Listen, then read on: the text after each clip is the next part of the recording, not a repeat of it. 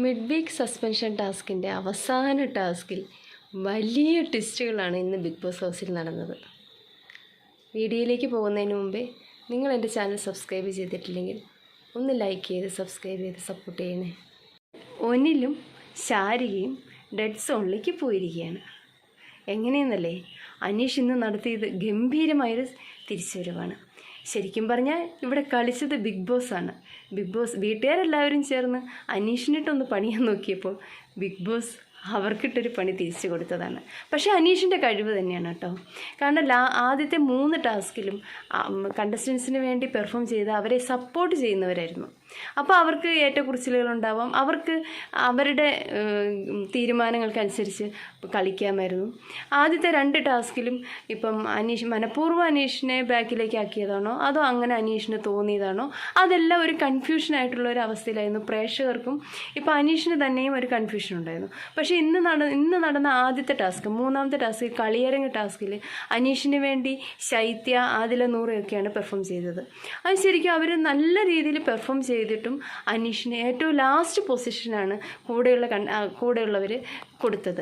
അതിൽ ഏറ്റവും കൂടുതൽ ആ അനീഷിനെ ലാസ്റ്റിലേക്ക് എത്തിക്കാൻ വേണ്ടി ഏറ്റവും കൂടുതൽ ചരട് വലിച്ചത് ഒന്നിലാണ് കേട്ടോ. ഒന്നിലായിരുന്നു കഴിഞ്ഞ 3 ടാസ്കുകളായിട്ട് ഏറ്റവും ടോപ്പിൽ നിന്നിരുന്ന, പോയിന്റുകൾ നേടി ഏറ്റവും ടോപ്പിൽ നിന്നിരുന്ന കണ്ടസ്റ്റൻറ്റ്. അപ്പോൾ ലാസ്റ്റ് ടാസ്ക് എന്ന് പറഞ്ഞാൽ ഏറെക്കുറെ എല്ലാവരും തന്നെ അനീഷും ശാരികയും, അല്ലെങ്കിൽ അനീഷ് എന്തായാലും ഡെഡ് സോണിലേക്ക് പോകുന്ന ഒരവസ്ഥയിൽ ആണ് എല്ലാവരും വിചാരിച്ചിരുന്നത്. ആ സമയത്താണ് ബിഗ് ബോസിൻ്റെ ഒരു സൂപ്പർ ട്വിസ്റ്റ് ഉണ്ടായിരുന്നത്. ഒരിക്കലും ഹൗസ്മേറ്റ്സ് വിചാരിക്കാത്തൊരു സംഭവം. ഇപ്പോൾ ഇവിടെ അതായത് കണ്ടസ്റ്റൻസിന് അവനവന് വേണ്ടി തന്നെ അവനവൻ തന്നെ കളിക്കാനൊരു ചാൻസ് കിട്ടുകയാണ്. അതായത് കയ്യൂക്കുള്ളവൻ കാര്യക്കാരൻ എന്ന് പറയുന്ന ടാസ്ക് ആയിരുന്നു ലാസ്റ്റ്.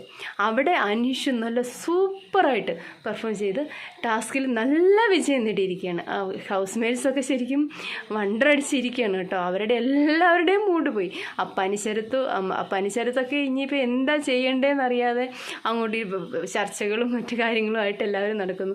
അനുമോൾ അനീഷിനെ അനീഷേട്ട നന്നായിട്ട് കളിക്കണം എന്ന് അനുമോൾ പറഞ്ഞു എന്നും പറഞ്ഞ് പനിശരത്ത് അനുവിൻ്റെ കുറ്റം ഇരുന്ന് കുറേ പേരോട് പറയുന്നൊക്കെ ഉണ്ടായിരുന്നു. എന്തായാലും ഇന്നത്തെ ടാസ്ക് എന്ന് പറയുമ്പോൾ ആ ഒരു ആദ്യം പോയി ബസറടിച്ചിട്ട് മറ്റുള്ളവരുടെ പോയിന്റ് കരസ്ഥമാക്കാനുള്ളൊരു ടാസ്ക് ആയിരുന്നു. അപ്പോൾ ആദ്യം തന്നെ ഓടി ബസറടിക്കാൻ സാധിച്ചത് അനീഷിനാണ്. അനീഷ് ആദ്യം കളക്ട് ചെയ്തത് ഒന്നിലിൻ്റെ 7 പോയിൻ്റാണ്. ഒന്നിലിൻ്റെ 7 പോയിൻ്റാണ് ആദ്യത്തെ റൗണ്ടിൽ അനീഷ് എടുത്തത്.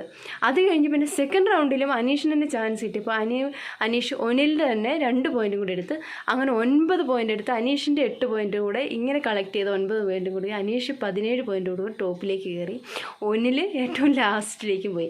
യഥാർത്ഥത്തിൽ ഒന്നിൽ അതായത് നല്ല രസമുണ്ടായിരുന്നു. അതായത് ഒരിക്കലും പ്രതീക്ഷിക്കാത്തൊരു ട്വിസ്റ്റ്. ഹൗസ്മേറ്റ്സ് ശരിക്കും വണ്ടർ അടിച്ച് നിന്നു.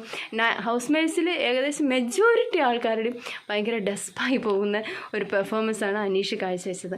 അനീഷിന് ശരിക്കും എന്താ പറയുക, അതിൽ വിജയിക്കാനുള്ളൊരവസരം ബിഗ് ബോസ് ഇങ്ങനെ ഒരു ഗെയിം അല്ലായിരുന്നെങ്കിൽ, സപ്പോർട്ടേഴ്സ് തന്നെയായിരുന്നു ഒരുപക്ഷെ അനീഷിന് വേണ്ടി പെർഫോം ചെയ്തിരുന്നെങ്കിൽ എന്താണ് സംഭവിക്കുന്നത്? ഒരുപക്ഷെ അവർ അങ്ങനെയൊന്നും ചെയ്യില്ലായിരിക്കാം. എന്താണെങ്കിലും അവർ നന്നായി കളിച്ചാൽ പോലും അനീഷിന് കയറി വരാനുള്ളൊരു ചാൻസ് വളരെ കുറവായിരുന്ന ഒരവസ്ഥയിലാണ് ഇങ്ങനെ ഒരു ടെസ്റ്റിലൂടെ ഇങ്ങനെ ഒരു ടാസ്ക് കൊടുത്ത് അന്ന് അനീഷ് അത് 100% അനീഷിൻ്റെ നല്ല പെർഫോമൻസ് കൊണ്ട് തന്നെ അനീഷ് അത് നേടിയിട്ടിരിക്കുക. സ്വന്തം പ്രയത്നം കൊണ്ട് തന്നെ അനീഷ് മുന്നിലേക്ക് വന്നിരിക്കുക. അനീഷ് ഒറ്റ ദിവസം കൊണ്ട് ഹീറോ ആയി എന്നുള്ളത് ഹൗസ്മേറ്റ്സിൽ എല്ലാവർക്കും തന്നെ മനസ്സിലായി.